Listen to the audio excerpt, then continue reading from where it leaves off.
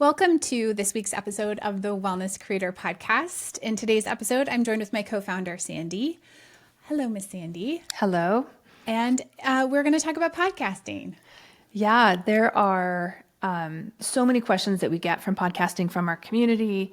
And I think we've never, ever done a podcast on how we podcast because we've been doing it for a long time, like OG podcasters. OG podcasters. Yeah, we're going to share all our ideas, all the way we get ready, how we record. We're going to talk about the software that we use, and we're going to talk about some trends and how we amplify to get new listeners. And we're going to talk about some trends. So, yes. And just to be clear, when we say dinosaur podcasters, we mean we started in 2016, early 2016, we launched our first show, Soulful MBA. So we started before this was normal and was a trend, and we had to like hire a team of people to help us launch our first show. And it's so omnipresent. Podcasting is everywhere, but there are certainly some tricks to the trade, and that's what we want to kind of go through with you in this episode. Yeah, and we talk a lot I just want to preface this with we talk a lot about podcasting and YouTube in our paid programs because it's part of marketing and it's part of like being visible out there. And we're going to talk more about where you can learn some of this information at the end. But we have so many clients podcasting, so that's why we wanted to go a little bit deeper here. Okay, so we just wrote the outline, and we're going to just go from preparation to distribution to amplification. So the steps that a podcast or an episode would go through. So let's start with preparation. So we are going to plan a podcast. Where do we start? Well, we actually start much before we get into the planning of a particular episode or even deciding on a particular episode. We have a special way that we think about marketing and visibility and thought leadership. So everything kind of goes back there from the idea of the show itself, right? So we start with this idea of what do we want to be known for? What do we want to share in the world? What do we want to create? And then what would it take? Like kind of what are the pillars of that body of work that we need to put out in the world? So like that's really where we start. We teach all of this in our program Visible, which we will have linked below if you're watching this on YouTube. And that's really the beginning. And so we then have a spreadsheet that we use, and we use a tool called Monday.com, but for years and years we used a Google spreadsheet or a Trello board. And it's really pretty interchangeable. And then as we are going about our days and our lives and an idea strikes either one of us, we simply go into our little Monday.com board or our spreadsheet and we jot the idea down.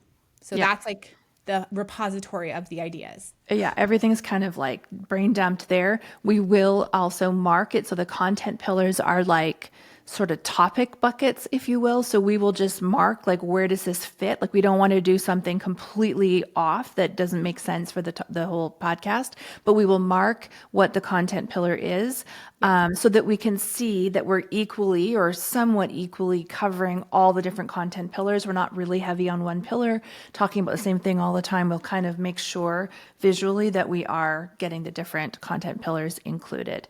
It also includes guests. So we'll be like, read something or hear something like, oh, she or he will be great on the podcast. And we'll drop their name down in there as an episode idea. Yeah.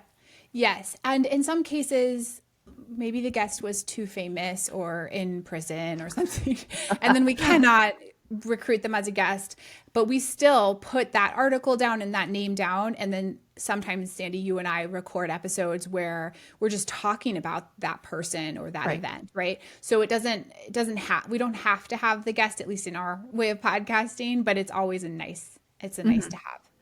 Yeah. We also have a list of like dream guests too. Yeah, that some pretty famous A-list. Like Obama's, that kind of thing. There are some people on there that probably will never come onto our podcast, but you never know. We have definitely had guests that we never thought would have said yes. Yeah. So, Yeah. And we're really like, this is obviously we're on the Wellness Creator podcast, but we have an And She Spoke podcast that's really where all these past episodes that we're referring to, if you do want to go check that out, those are all there. But I wanted to say, like, when it comes to asking a guest, and sometimes they may feel a little bit out of your league, We used to have someone do this for us, and now we are doing it ourselves. So we ourselves are writing personal emails to guests who we would like to join us. I always write it so that I can make sure they see that there's a benefit in it. Like, why should they come? It's not like just gushing how we want to talk to them and we want, it's like, you will, get exposed to this kind of audience size, and you get to, we want you to promote this in your work or whatever. Like, I try to make it a benefit for them to come on to our show. And I also want to say, I think we should all be inviting the guests that we want to invite. Like, I don't think you should answer for them. I think you should try and get the no's, like get used to hearing no's for those ideal dream guests. Like, just ask anyway. You never know. Yes. And I would say that this is maybe obvious to some people. It wasn't really obvious to me at first, but it's now become obvious. Inviting guests onto your show is such an incredibly powerful networking tool. Yes. Like, you have that you have the time during the interview, of course, but you have the pre-interview little conversation or chat, and then at the end. And there's so many amazing things that have happened to us, Sandy, because we've done this. 1,000%. We made friends over this. Like, people who are like, oh, just call me anytime, or, like, just reach out if you need help with this, or if you want an introduction or to somebody, then let me know. I'll introduce you, like, and we didn't ask, like, that's just the networking part of it. So that's a great point. Yeah. And you then, once you've had a guest on your show, they're kind of in your inbox, right? Like, your personal email is connected probably in most cases to their personal email through a calendar invitation.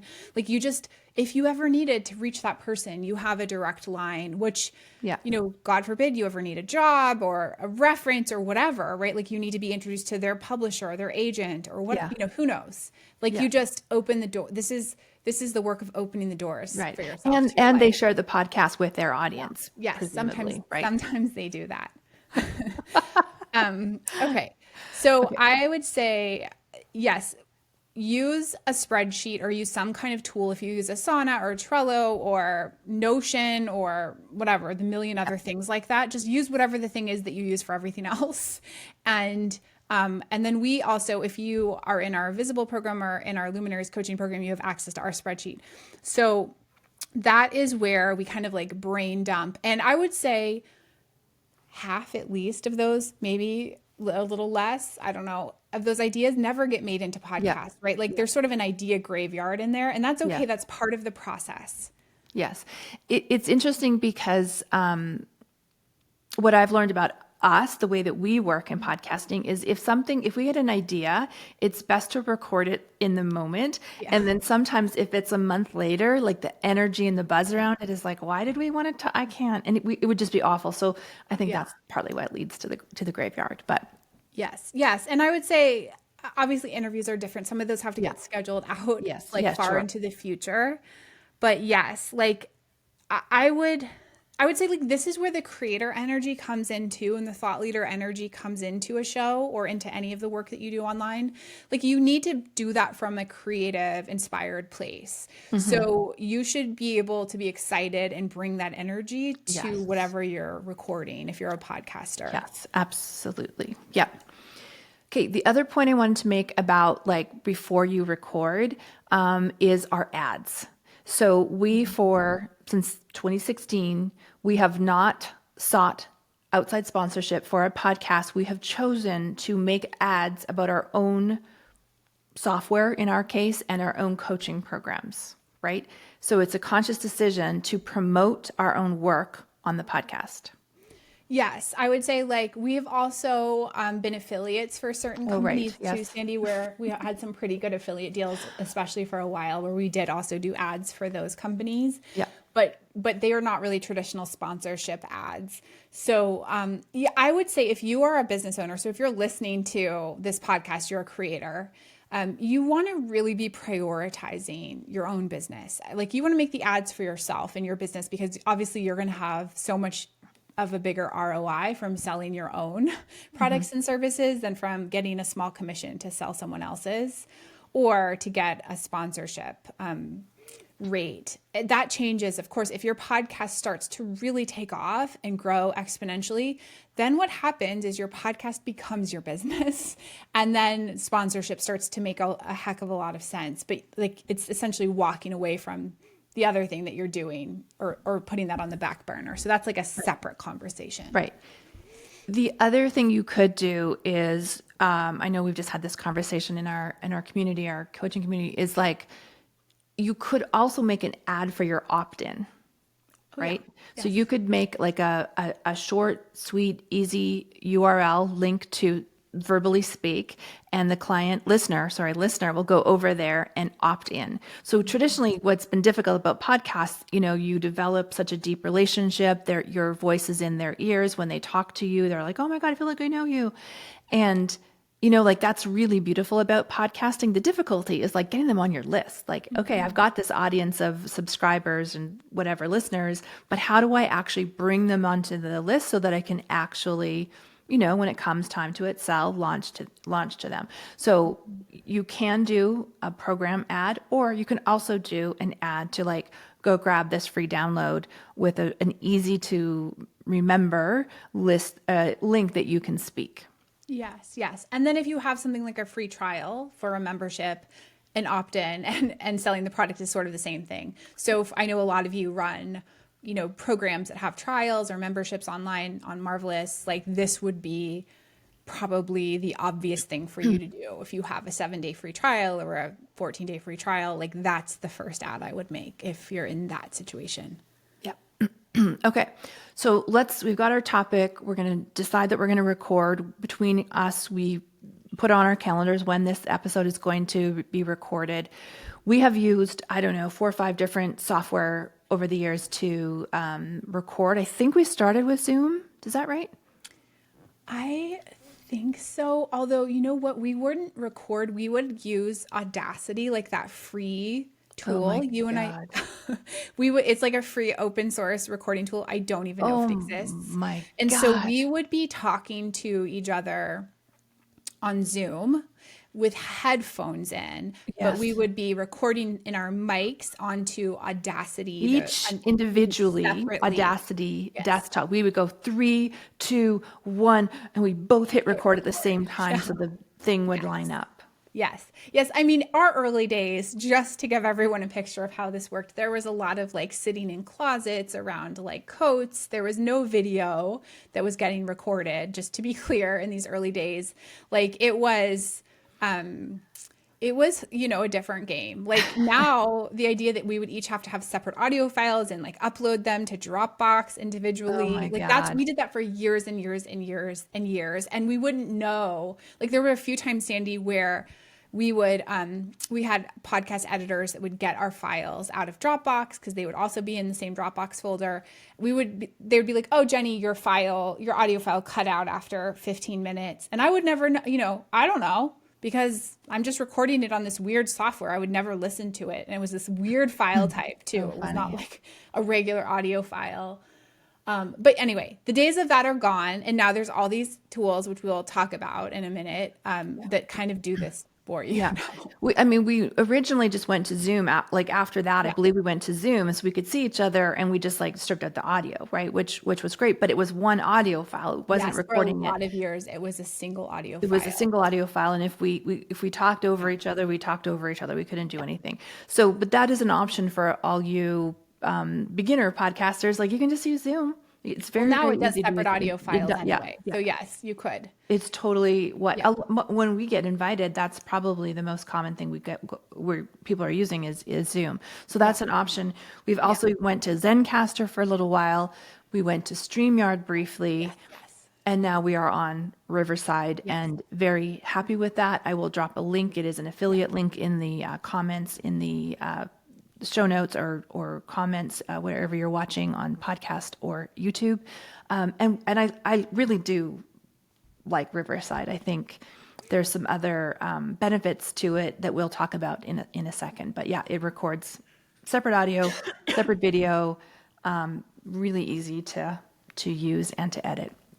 Yeah, it's like the Bentley of podcasting software, but it's not even expensive. Yes, yeah, it's not, I don't remember what it is, but it's, I think, less than 50 a month. It's really quite reasonable for all that we get here. Okay. So when you record, so we will do the recording and then we will end it. Now we actually have some podcast editors who will drop in our music and our ads, and like we've kind of given them the order. Is it mid-roll? Is it at the end? Whatever the ads are. And they will give it back to us. Actually, we are using Google G Drive right now. That's how we communicate with the podcast editors. That is an extra expense. We used to for years just edit it, drop in that we would use GarageBand or Audacity. Audacity. Or no, what is the there is like Adobe has an audio software too. Adobe. Right. I don't remember what that's called. Is it Premiere? No, that's a video. video one. Whatever the audio one is. Yeah. But you would just like, we would have our music, our intro with the music recorded. We'd have our ad pre-recorded, and we would just drop that into the appropriate place in that audio file. And then once your complete episode is done, you've got to get it out to the airwaves. And so we, for years, used Libsyn, which you just literally upload the audio file, and Libsyn would send it Yeah. to all the different podcast apps, Spotify, Apple, all the places. Yep. And it was super cheap. Yeah, it was super cheap. And then And all $9, and then it was like $18. yeah, it and was then, really low. And then you have all your analytics. You could see, what the downloads were. Always, and still to this day, it's very hard to get the actual number of subscribers. Not sure exactly why that's so hard for the software to get, but that's still true. It's always like a bit of a guess. Yes. But we switched to Transistor probably a little over a year ago because I don't even know. I'm sorry. I'm just making up timelines, but I think it was probably like 3 years ago. oh, see, I don't know. We switched to Transistor to distribute the RSS feed because we wanted the option to have a private podcast. Yes. Oh my And gosh. that was life changing. That was, Yes. coaching program changing for us. Yes. I would say, so not 100% sure when this episode is going to air, but most likely by the time you're listening to this, we will have released the private podcasting feature on Marvelous, which is super exciting, and we'll have to do a whole episode about that.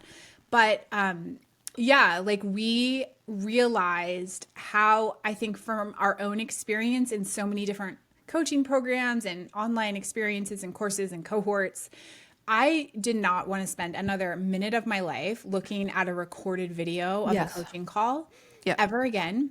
And so I found, anyway, there's tools that like strip the audio out or play the audio or put it into a podcast feed, and it was a lot. And then this sort of trend of private podcasts started to pop up a few years ago, and we realized for our own coaching program, we really wanted to provide that opportunity or service to our clients, right? Which is that they could have a podcast feed that was private only to our paying clients, where they could listen to the recordings of the coaching calls and just do it through their whatever podcast app they use on their phone. Oh my gosh, so good. And just to be clear, this is totally separate from our free public podcast. Yes. This one and the one that we did before has nothing to do with that. We switched to Transistor simply for that tool so that we could put the coaching calls on, because a lot of people can't come to the calls at the time, and they will still pre-submit a question, and we will answer it on the coaching call, even though they weren't there. And it's just beautiful that they can like go for a walk and like put their earbuds in and listen to their answer, without having to sit, as you said, in front of another. That was post-COVID. I remember like, I do not want to sit and watch the video to find the answer to the question that I like. Just let me listen, and walk around. Yeah, and I mean, you can just play the video on your phone, but of course, it like drains your battery, and because your screen is on, and just whatever. It's so irritating to have to do that. And to like, or if you're in an area where I always tend to live in places that don't have good cell reception, so like getting a video not to buffer, to like whatever. But in audio, like podcast feeds often download the audio you're listening to, right? So you can be on the mountains, you can be on a stretch of highway with no cell tower, and you can just play that podcast. That's great. That's it's great. So good. So we made that switch, but we love this feature so much that now Jenny and team are building that into Marvelous. So we'll let you know when that is live and how best to use it and how we're going to use it, and so on. Yes. Okay, so episode is now live. Transistor, in our case, is pumping it out to all the places so people can listen to it. We also teach, as part of Visible, is once you have a piece of your thought leadership, in this example, a podcast episode, how do you get it out to people so that they know that this episode has dropped? Yes, I think we should back up one step, Sandy, which I think is not obvious at first. And I've had to learn a lot about podcast distribution in the course of building this feature that we're building right now, which is that you set up your podcast on a tool, like a hosting tool that hosts your audio files, like Transistor or Libsyn, or there's a bunch of other ones, Podbean, or there's like, I don't know, countless of these, SoundCloud. And then you still, in many of these cases, have to set up distribution on Spotify, Apple Podcasts, the Google Play Store. So there is a step in whatever tool you're using. And now in Marvelous, with our private podcast feature, it's the same thing. You're going to have to follow the instructions and go set up your distribution. You typically only ever have to do this once, unless you're going in and editing your show art, like your cover, like the picture of your podcast or something like that. So this is a one-time thing. So you do need to make sure you do that for distribution. Then the next thing that you're going to do is, of course, send your episode out, the announcement of your episode out to your email list. And then you're going to amplify that wherever you spend time on social media. So whether that is, Instagram, I think is the case for a lot of our clients, Twitter/X, I don't know, TikTok, I guess. If you're a TikToker, you would probably talk about your podcast on TikTok. You're just going to go and talk about it in all the places. Right. We used to do what was really trending years ago were audiograms. So we would take like a still photo of the episode art, and we would have like a little bouncing audio wave on top of it. And so it would indicate that this is a podcast clip, and we would have an interesting little, 30-second clip. And we would put that on the podcast, we put that on social, right? That we'd put that out there. And it was so much freaking work to do those. Oh my dear God, they were awful, just awful. Thankfully, those are not trending anymore. Nobody does that anymore. And we also used to put our audio with like a blank thing on YouTube, like just like a static image. Right? Terrible and idea. Don't tell people our embarrassing stories. Terrible idea. But I just like now what people are doing are video clips, right? So it would be a reel, a YouTube short. You could put a little video on X if you're using that. And it's just a little video of Jenny and I chit-chatting with those the little spinny caption words flipping across the screen. Sandy, there was something that happened a few years ago where the transition also happened with like guests, where all of a sudden it was assumed it was going to be a video podcast, like something during COVID era sort of changed. And all of a sudden everyone's so used to being on video all the time that it was normalized that like, if you are showing up for someone's podcast as a guest, like it's a video, you better be ready for a video, because like for years we would have guests and they would like have their wet hair in a towel, or it was just like we would show up and it was like no one ever expected in a million years that they were going to be filmed. And now I would say the default for everyone who has a podcast or who is guest speaking on shows is like, you better be prepared to be on video. Like you're on camera if you're going to be recording the podcast. Yeah. So that's a beautiful segue to where We Amplify is on YouTube, right? Yeah. And it is obviously a video. So we, of course, we record video and audio and we make it a YouTube video. So it's like a video podcast. Yes. Yeah. I try to not think about it because for a long, like it's a whole thing to think about. I'm making a YouTube video right now mentally, because for so long you and I could just show up and talk and it was so informal and easy. And then for me mentally, when all of a sudden it switched to being a YouTube video that was going to go up on the internet as a video, I started to self-censor. I noticed that like, just hold back a little, like just thinking about everything. I've said a little differently. And now I'm getting so comfortable with this new plan or this new strategy that I'm okay. But I would just say, like, if you're someone who's comfortable as a speaker, and auditory learning is great for you. Just like forget that you're on video. Yeah. Just like, take it seriously. Don't be in a towel. Or be in a Like towel. I think that would be fantastic. maybe The you get video more would be like, subscribers if watch me you're in the talk towel. about All right. podcast with my hair in a towel. That's what I would call it. Maybe, Sandy, we should start a news show where we're like in the morning, where we're like in the towels getting ready, talking Yeah. about the news. That would Yeah, I so think. take off. Yeah, maybe be in the towel. I don't know. I don't know what your things are, but just for me, it's helpful for me to just think about this as a speaking deal and just like pretend that the video part isn't happening. But I know in the back of Yeah. my mind, everything is video now. Yeah. Yeah. Okay. So, yeah, so we will obviously let our audience know by email, and then we amplify it on YouTube. That is what our chosen method, but you can do it on X, you can do it on LinkedIn, you can do it on whatever social platform, wherever your clients are. You want to promote it, amplify the message out on social. Okay. Yes.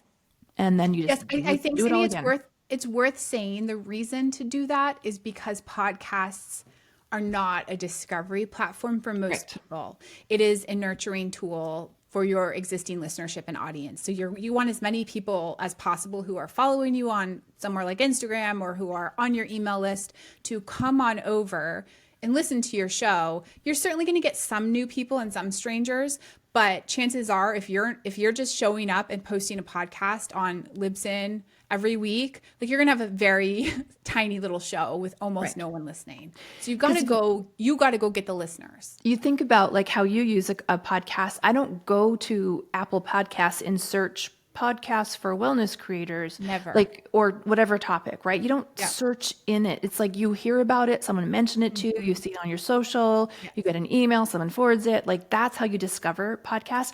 And that's why we decided to go to YouTube, because people can search how to create a podcast as a wellness creator, and our video/podcast is going to come up. So you're very discoverable on YouTube. We're all very big on YouTube right now. So yeah, I think that's an important point. Yes.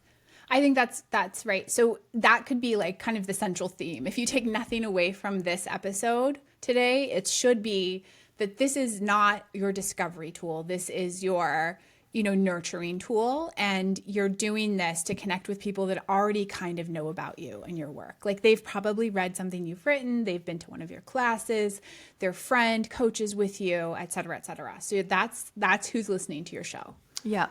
And that just made me think too, the other way we're using YouTube to amplify is instead of doing audiograms from 2017, we're doing these little, as I said, little video clips with the captions spinning around, and we're making those into YouTube shorts. And those have done really, really, really well. We could put it on Reels. I did do that. I've kind of stopped doing it because we're not very active there, and so the audience, the views are very, very low. It doesn't seem worth it to me, but the views are very high on YouTube Shorts, and so we're, in addition to the one longer video, we're doing 5, 6 YouTube Shorts from one episode. Yeah, and tools do this for you, which we'll get Yes. into. You do not have to do any of this. You do not do this. No. So Riverside, one of the reasons that we did this is, or switched to Riverside, is that once we finish this podcast, for example, the video will process, and then there's a little button called, I believe, Magic Clips. And I click Magic Clips, and it goes, and it takes interesting parts for a minute. It'll give me 5 1-minute clips. And it will put the captions, as I've described, automatically transcribed. I can go and edit if maybe it starts at kind of like an awkward point or ends, or I want to extend it. I can kind of slide the beginning and end of that clip around, and get the part that I want. It does a pretty good job. So all I need to do is name it something interesting, and then upload that to YouTube.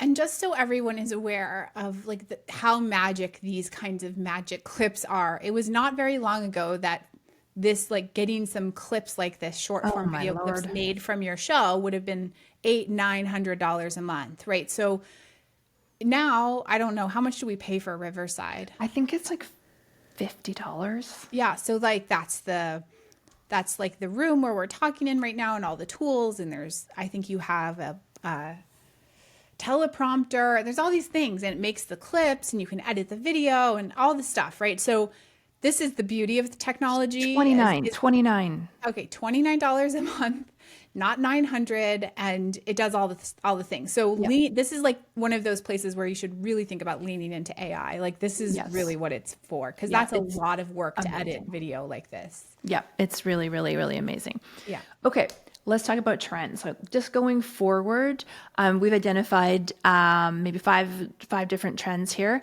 So let's talk first about audience engagement podcasts. We think this is something you should all be leaning into. Yeah, I was so shocked we were doing some research on podcasting for business, and like, do our views kind of align with others' views? Because you and I, Sandy, have like a very specific perspective because we've been doing this ourselves for so long. And it turns out that the most common kind of podcast is this audience engagement podcast, which is where you're interacting with your audience. Like it's like a Dear Sugar, or people are submitting questions, or they're telling you their budget and you're getting them like feedback on it, or they're like sending in a recorded question and you're answering it on the show, or they're coming onto the show and asking questions. So that's the most common kind of podcast. Who knew? I see a lot of it in the personal finance space, but like I had no idea that was so popular. Yeah. And we did this briefly when our old show on She Spoke, where we asked for, we called it audience audit. So if you wanted us to take, we're not doing this, do not contact us about this right now. But like if you wanted to like us to audit your business, we would take a look at your social and your website, and we would look at messaging and clarity and on and on. And we were just inundated with Airtable and the number of people that wanted help. But it's like free help, so of course. But it was way too time consuming, and it got really repetitive and kind of boring to put those on air. So because we just kept saying the same things. Well, then people like get really cautious and nervous about like, well, don't share this thing about my business and don't share this thing, and then that's just a lot to navigate. Yeah. So that's not our deal right now. We don't do that. But the reaction to the audience was fascinating. So if you want to like think about how to get them to ask questions and you live answer them the next week or whatever it may be, like think about that, because that will make them want to listen to the next episode, because you might answer their question. Yeah. Yeah. And I would say like the best example of this that I know of online right now is Ramit Sethi's podcast. So if you want to have like a great example of this exploding in popularity, I mean, he doesn't have to come up with his own ideas. Like, I'm so jealous of his podcast, because I think it's where we got that idea actually originally to do audience audits. But it's like people are submitting, their budgets, and they want feedback, right? So he's an expert in personal finance, and so then he meets with these couples on looks like Zoom or one of these tools, and he's just talking through their spending, right, and their mindset around money. And he got a Netflix show out of it. Oh like, my gosh. Damn. Yeah. I mean, his channel is just like exploding and exploding. He's a great example. If you have some sort of skill that you can coach people on or mentor people through in community like that, that would be a great idea for a podcast. The other one is like Esther Perel. She does that too. Like she actually live talks to people. So Okay. Then so audience engagement podcasts, the most popular.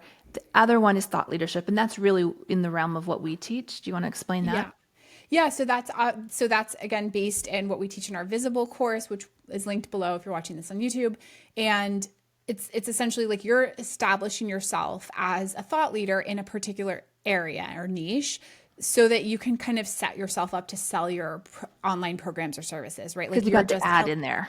Yes, but you're building up your reputation in a certain profession or issue area through your podcasting, and it really does. Like people get TV shows out of this. Also, they get business partnership offers. They get all offered to be on the board of director, like because you now are known for a specific thing, and that's a lot of the shows that I also listen to, Sandy, too, and I know for you too, is where someone is like doing their work publicly on a certain topic. And I think that also lends itself really well to wellness because so many of you, you have expertise in a certain kind of coaching or teaching. And so obviously it makes sense to break that up into lessons, for lack of a better word, and then share your ideas through your podcast.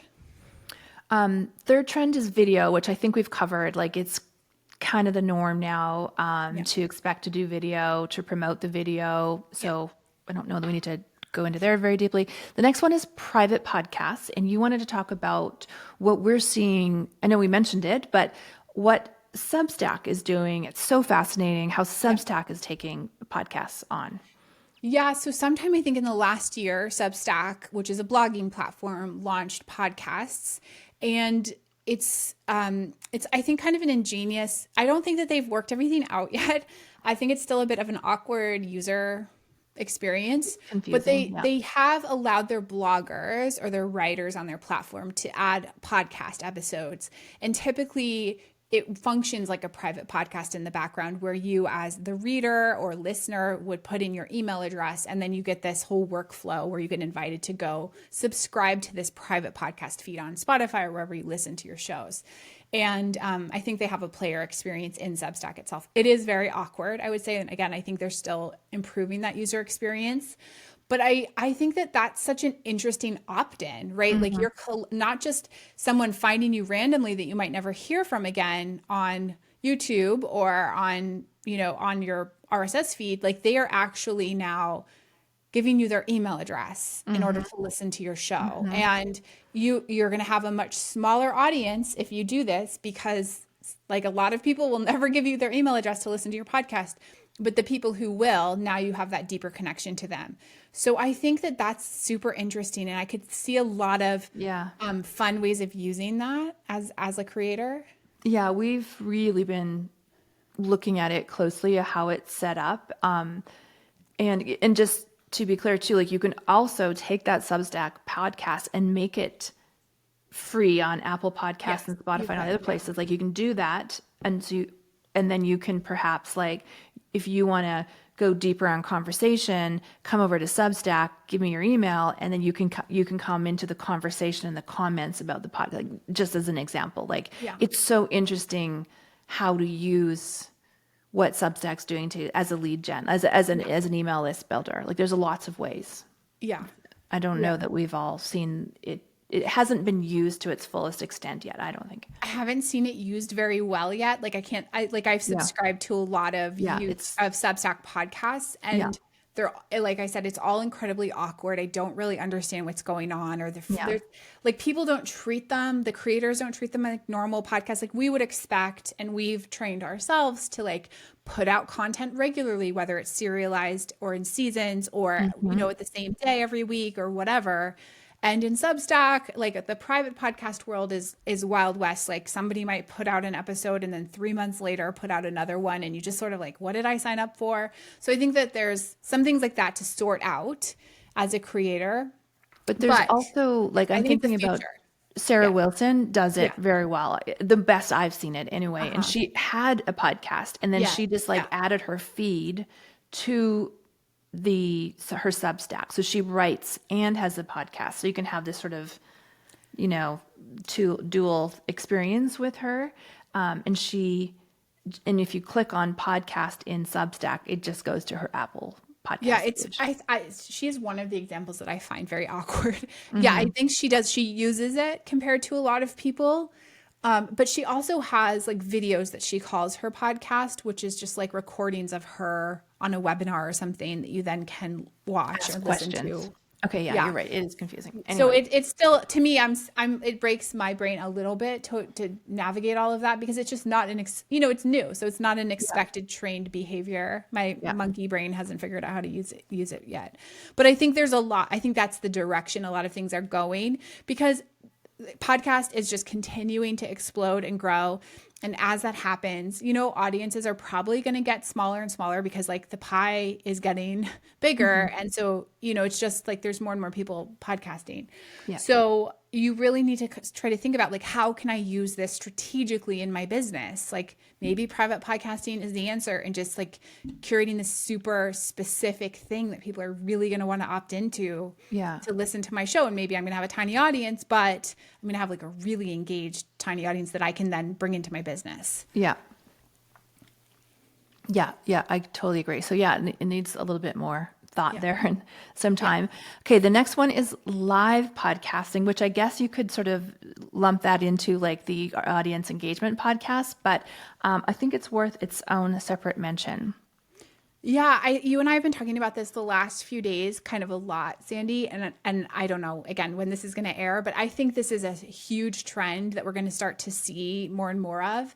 Yeah. And I think that the place where this happens most naturally is actually YouTube, which is where people are going live on YouTube, essentially podcasting, but also just sort of doing live video streaming for conversations or events, and then those get repurposed into an RSS feed, but also just like as videos on YouTube, like the live recordings. Yeah, and it just allows your, I know I follow one guy on YouTube and he's always lets you know when he's going live, and people are just like all come and they just like chat and they like ask him questions, and he's usually teaching something. And so there is a lot of back and forth. So it really fosters like nurture and getting to know and connection between the podcaster and the audience. So I think it's really interesting. I think there's something about like, let's just pretend our audience was like, whoa, Jenny and Sandy are going to go live at 2:00 and talk about podcasting. I'm going to join and listen so that I can ask questions as they're talking about it. Yeah, and YouTube notifies. I think that's the other thing is like there's a little notification for subscribers to a channel where YouTube is saying like, hey, Jenny and Sandy are about to go live. And if you're just sitting there on YouTube, you might click on in. It's like, oh, I'll just have that on in the background, or I'm not doing anything right now. And I think this trend really started to take off during COVID when everyone is at home, because there's a doctor that I follow, and every single evening he went live for like 4 years, 3 years, whatever it's been. And like, he's just chatting, like it's all the same people who come live and are in the chat. Right. And so I think that's, it is kind of a beautiful experience of community that we don't see a lot of on the internet. And I do think, Sandy, that this is kind of what is the tool, the app that we were just talking about that sort of like exploded during COVID and then went away, that audio. Clubhouse. Right. I think that this was like the thinking behind Clubhouse too, is that people they want to go in and join these like live conversations. And that was like a drop-in room, but I think it's along those same things. And then on X, on Twitter, those audio rooms happen all the time now too. Yeah. Right. So I would say that is a trend that is going to keep going on. People are going to want more engagement, more interaction through audio. Yeah, agreed. Okay. And then the last one is editing with AI. Yeah, well, we've talked about that with Riverside and like the magic clips. And I think that is something that this is the most appropriate use of AI, like video and audio editing, I think is way more of a time saver than writing or like the stuff that kind of the written ChatGPT does. Like this is something that legitimately saves you a lot of time and money. And so you're still doing the individual content creator work. Like you're still showing up and recording your podcast and being fully human in that process.